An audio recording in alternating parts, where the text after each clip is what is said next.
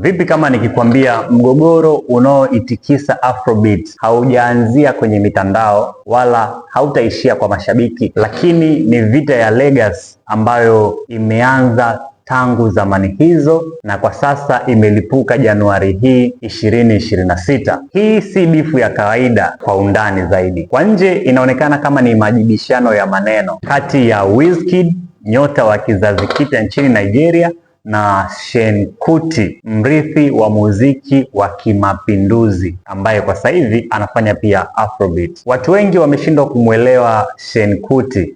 Sasa nataka nikuambie kwa undani, Seun Kuti hakuwa anazungumzia muziki kama streams au chati. Alikuwa anauliza swali zito. Je, mafanikio bila msimamo wa kijamii yanaweza kuitwa urithi wa kweli? Wizkid anawakilisha kizazi cha sasa: mauzo makubwa, ushawishi wa kimataifa, muziki unaovuka mipaka.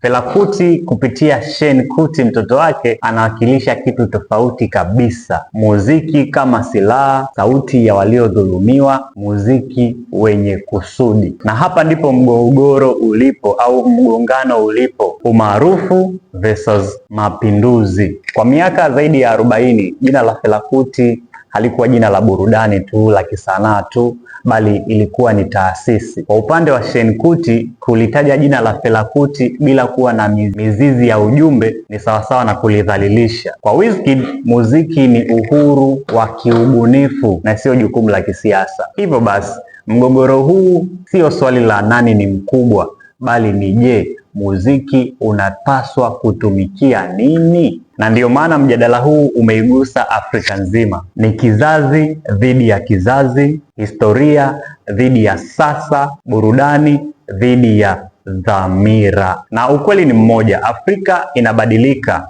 na muziki wake pia. Lakini swali bado lipo. Je, legacy hupimwa kwa namba au kwa athari?